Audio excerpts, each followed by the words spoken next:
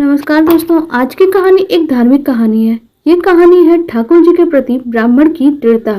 कृष्णानगर के पास एक गांव में एक ब्राह्मण रहते थे और वो ब्राह्मण पुरोहिती का काम करते थे। एक दिन यजमान के यहाँ पूजा करा के घर लौटते समय उन्होंने रास्ते में देखा कि एक मलिन साग वाली बैठकर साग बेच रही है। उसके पास भीड़ लगी है, कोई साग तुलवा रहा है तो कोई मोल कर रहा है। पंडित जी रोज उसी रास्ते से जाते हुए साग वाली को भी वहीं देखते। एक दिन किसी जान पहचान के आदमी को साग खरीदते देख वो भी वहीं खड़े हो गए। उन्होंने देखा साग वाली के पास एकमात्र पत्थर का बाट है और वो उसी एक बाट से 5 सिर वाले को 5 सिर और 1 सिर वाले को 1 सिर भाग तौल दे रही है। एक ही बाट से सब तौलों में समान काम देता है। पंडित जी को बड़ा आश्चर्य हुआ। उन्होंने साग वाली से पूछा, तुम एक ही पत्थर के बाट से कैसे सब कुछ तौल लेती हो? क्या सबका वजन ठीक ही उतरता है? वहां खड़े व्यक्ति जो पंडित जी के परिचित में थे, उन्होंने कहा, हाँ पंडित जी, बड़े ही अचरज की बात है। हम लोग कई बार इनसे लिए हुए साग को दूसरी जगह तौलवा के भी आजमा चुके हैं और पूरा वजन सही ही निकलता है। पंडित जी ने कुछ रुककर साग वाली से कहा, बेटी ये पत्थर मुझे दे दोगी? साग वाली बोली, नहीं बाबा जी, मैं तुम्हें नहीं दूंगी। बड़ी कठिनता से इसको पाया है। मैं शेर खटबटे खो जाते तो घर जाने पर माँ और बड़ा भाई मुझे बहुत मारते हैं। 3 साल पहले की बात है, मेरे बटखरे खो गए। जब मैं घर गई तो बड़े भाई ने मुझे बहुत मारा। मैं रोती रोती घाट पर आकर बैठ गई और मन ही मन भगवान को पुकारने लगी। इतने में ही ये पत्थर मेरे पैर के पास आकर लगा। मैंने उसे उठाकर ठाकुर जी से कहा, महाराज मैं तौलना नहीं जानती, आप ऐसी कृपा करें जिससे सारे तौल इसी से हो जाए। बस तब से मैं इसी ही रखती हूँ। अब मुझे अलग अलग बटखरों की जरूरत नहीं होती, इसी से सब काम निकल जाता है। बता दो मैं तुम्हें कैसे दे सकती हूँ? पंडित जी ने कहा, मैं तुम्हें अधिक रुपया दे दूंगा। साग वाली ने कहा, कितने रुपए दोगे तुम?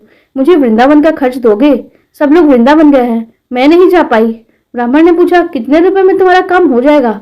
साग वाली ने कहा, पूरे 300 रुपए चाहिए। ब्राह्मण बोले, अच्छा बेटी, यह बताओ तुम इस शिला को रखती कहाँ हो? साग वाली ने कहा, इसी टोकरी में रखती हूँ बाबा जी, और कहाँ रखूंगी? ब्राह्मण घर लौट आए और चुपचाप बैठे रहे। ब्राह्मणी ने अपने पति से पूछा, यूं उदास क्यों बैठे हैं? देर जो हो गई है। ब्राह्मण ने कहा, आज मेरा मन खराब हो रहा है, मुझे 300 रुपए की जरूरत है। ब्राह्मण की पत्नी ने कहा, तो इसमें कौन सी बड़ी बात है? उस समय 300 रुपए बहुत ही ज्यादा मोल वाले होते थे और इसमें गहने भी आ सकते थे। इस पर ब्राह्मणी ने कहा, आप ही ने मेरे गहने बनवाए थे, अगर यदि बहुत ज्यादा जरूरत है तो आप इसे ले जाइए, जो होना होगा फिर से हो ही जाएगा। यह कहकर ब्राह्मणी ने अपने गहने उतार के दे दिए। ब्राह्मण ने गहने बेच के रुपए इकट्ठे किए और दूसरे दिन सवेरे साग वाली के पास जाके उसे रुपए गिन दिए। बदले में उस शिला को ले लिया। गंगा जी पे जाकर उसको अच्छी तरह से धोया, फिर नहा धोकर वो घर लौट आए। इसके पीछे से एक छोटा सा सुकुमार बालक जाकर ब्राह्मणी से कह गया, पंडिताइन जी तुम्हारे घर ठाकुर जी आ रहे हैं, घर को अच्छी तरह से झाड़ के बुहार के ठीक कर लो। सरल हृदय की ब्राह्मणी ने घर साफ करके वहां पूजा की सामग्री सजा दी। ब्राह्मण ने आके देखा तो उन्हें बड़ा अचरज हुआ। ब्राह्मण ने अपनी ब्राह्मणी से पूछा तो उन्होंने छोटे बालक के आने की बात कह के सुनाई। यह सुनकर पंडित जी को और भी ज्यादा आश्चर्य हुआ। पंडित जी ने शिला को सिंहासन पर पधार कर उनकी पूजा की, फिर ऊपर से आले में पतरा दिया। रात में सपने में भगवान ने कहा, तू मुझे जल्दी से लौटा के आ, नहीं तो अब तेरा भला नहीं होगा, तेरा सर्वनाश हो जाएगा। इस पर ब्राह्मण ने कहा, जो कुछ भी हो जाए मैं तुमको लौटाऊंगा नहीं। ब्राह्मण घर में जो भी पुष्प पत्र जो मिलता उसी से पूजा करते। 2-4 दिनों के बाद स्वप्न में फिर से कहा, मुझे फेंक के आ जा, नहीं तो तेरा लड़का मर जाएगा। ब्राह्मण ने कहा, मर जाने दो, मैं तुम्हें नहीं फेंकूंगा। महीना पूरा बीतने को भी नहीं आया कि ब्राह्मण का एकमात्र पुत्र मर गया। इसी तरह समय बीतता रहा और कुछ दिनों के बाद फिर से एक स्वप्न आया, अब भी मुझे वापस देके आ जा, नहीं तो तेरी लड़की भी मर जाएगी। दृढ़ निश्चय ब्राह्मण ने पहले वाला ही जवाब दिया। कुछ दिनों के बाद उसकी लड़की भी मर गई। फिर कहा, अब की बार तेरी स्त्री भी मर जाएगी। ब्राह्मण ने इस बार भी वही उत्तर दिया और उसकी स्त्री भी मर गई। इतने में भी ब्राह्मण अचल और अटल रहा। लोगों ने समझा कि यह तो पागल हो गया है। कुछ दिन इसी तरह से बीता। स्वप्न में फिर से देवता आए और कहा, देख अब भी मान जा, मुझे लौटा दे, नहीं तो 7 दिनों में तेरे सर पे बिजली गिर जाएगी। ब्राह्मण बोले, गिरने दो, मैं तुम्हें साग वाली की गंदी टोकरी में नहीं रखने दूंगा। ब्राह्मण ने एक मोटे कपड़े में लपेट के भगवान को अपने साथ मजबूत बांध लिया। वो सब समय उनके साथ ही यूं ही बांधे रखते। ब्राह्मण के ऊपर कई बार कड़क के बिजली कौंधती, नजदीक आती पर लौट जाती। अब केवल 3 ही दिन शेष रह गए। एक दिन ब्राह्मण गंगा जी के घाट पर संध्या पूजन कर रहे थे। 2 सुंदर बालक आके पास में जल में कूदे। उनमें से एक सांवला था और दूसरा गोरा। उसने शरीर पे कीचड़ लिपटा था। वे इस ढंग से जल में कूदे कि जल उछल के ब्राह्मण के शरीर पे पड़ा। ब्राह्मण ने इस पर कहा, तुम लोग कौन हो भैया? कहीं इस तरह से जल में कूदा जाता है? देखो मेरे शरीर पे जल पड़ गया, इतना ही नहीं मेरे भगवान पे भी छींटे पड़ गए, देखते नहीं मैं पूजा कर रहा था। तब बालकों ने कहा, ओहो तुम्हारे भगवान पे भी छींटे लग गए, हमने नहीं देखा बाबा, तुम गुस्सा मत होना। पंडित जी ने कहा, नहीं भैया गुस्सा कहाँ होता हूँ। अच्छा ये तो बताओ तुम किसके लड़के हो? ऐसा सुंदर रूप मैंने कभी नहीं देखा, कहाँ रहते हो भैया? आहा कैसी अमृत घोली मीठी बोली है। बालकों ने कहा, बाबा हम तो यही रहते हैं। पंडित जी बोले, भैया फिर क्या कभी तुम लोगों को देख सकूंगा मैं? बालकों ने कहा, क्यों नहीं बाबा, तुम पुकारो हम आ जाएंगे। तब पंडित जी ने पूछा, नाम बता दो। हमारा कोई एक नाम थोड़ी ना है, जिसका जो मन होता है हमें उसी नाम से पुकार लेता है।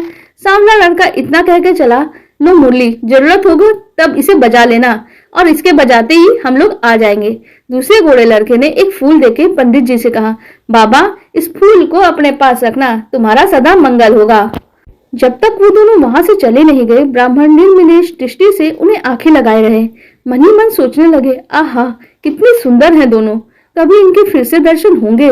ब्राह्मण ने फूल देख के सोचा, फूल तो बहुत बढ़िया है, कैसी मनोहर गंध आ रही है इसमें से, पर मैं इसका क्या करूंगा और रखूंगा भी कहाँ? इससे अच्छा है मैं इसे राजा को दे आऊं। पंडित जी ने जाकर फूल राजा को दे दिया। राजा बहुत प्रसन्न हुआ, उन्होंने महल में ले जाके इसे बड़ी रानी को दे दिया। इतने में छोटी रानी ने जाकर कहा, मुझे भी ऐसा ही फूल मंगवा दीजिए, नहीं तो मैं डूब मरूंगी। राज दरबार में आए और सिपाहियों को उसी समय पंडित जी को खोजने के लिए भेज दिया गया। सिपाहियों ने ढूंढते ढूंढते जाकर देखा, ब्राह्मण देवता सिर पे सिला बांधे पेड़ की छाया में बैठे गुनगुना रहे हैं। वे उनको राजा के पास लिवा लाए। राजा ने कहा, महाराज वैसा ही एक और फूल हमें चाहिए। पंडित जी बोले, राजन मेरे पास तो एक ही फूल था, पर वो देखिए मैं कोशिश तो कर सकता हूँ। ब्राह्मण उन लड़कों की खोज में फिर से निकल पड़े। अकस्मात उन्हें मुरली वाली बात याद आ गई। उन्होंने मुरली बजाई, उसी क्षण गौर और श्याम जोड़ी प्रकट हो गई। ब्राह्मण रूप माधुरी के पान में मतवाले हो गए। कुछ देर के बाद उन्होंने कहा, भैया वैसा ही एक और फूल चाहिए, मैंने तुम्हारा दिया वो फूल राजा को दिया था, राजा ने वैसा ही एक और फूल मांगा है। गोरे बालक ने कहा, फूल तो हमारे पास नहीं है, परंतु हम तुम्हें ऐसी जगह ले जाएंगे जहां वैसे ही फूलों का बगीचा खिला है, तुम आंखें बंद करो। ब्राह्मण ने आंखें मूंद ली। बच्चे उसका हाथ पकड़ के ना मालूम किस रास्ते से बातें ही करते हुए कहां पे ले आए। एक स्थान पहुंचकर ब्राह्मण की आंखें खोलने के लिए बालकों ने कहा बाबा आंखें खोलो। वो जब स्थान को देखते हैं तो मुग्ध हो जाते हैं। कितना सुंदर स्थान है, चारों ओर सुंदर सुंदर वृक्ष लता आदि पुष्पों की मधुर गंध से सुशोभित है। बगीचे के बीच में बड़ा ही मनोहर महल है। ब्राह्मण ने देखा कि वो बालक तो गायब है। वो साहस करके आगे बढ़े। महल के अंदर जाकर देखते हैं, सब ओर से सुसज्जित सुरम्य स्थान है। बीच में दिव्य रत्नों से जड़ा हुआ एक सिंहासन है, परंतु वो सिंहासन तो खाली था। पंडित जी ने उस स्थान को मंदिर समझ कर प्रणाम किया। उनके माथे में बैठी हुई ठाकुर जी की शिला खुलकर नीचे गिर गई। जो ही पंडित जी ने उन्हें उठाने का प्रयत्न किया कि शिला फटी और उसमें से भगवान लक्ष्मी और नारायण प्रकट होकर शून्य सिंहासन पे विराजमान हो गए। भगवान नारायण ने मुस्कुराते हुए ब्राह्मण से कहा, हमने तुमको कितने दुख दिए, परंतु तुम तो अटल रहे। इतने दुख पाने पे भी तुमने हमें छोड़ा नहीं, पकड़े ही रहे। इसी से तुम्हें हम यहाँ सशरीर ले आए हैं। जो भक्त स्त्री पुत्र घर गुरुजन प्राण धन इहलोक और परलोक को छोड़कर हमारी शरण में आ गए हैं, भला हम उन्हें कैसे छोड़ सकते हैं। इधर देखो, यह खड़ी है तुम्हारी सहधर्मिणी, तुम्हारी कन्या और तुम्हारा पुत्र, ये भी तुम्हें प्रणाम कर रहे हैं। तुमको और तुम्हारे पूरे परिवार को मेरी प्राप्ति हो गई है। तुम्हारी एक दृढ़ता ने तुम्हारा सारा परिवार को मुक्त कर दिया है।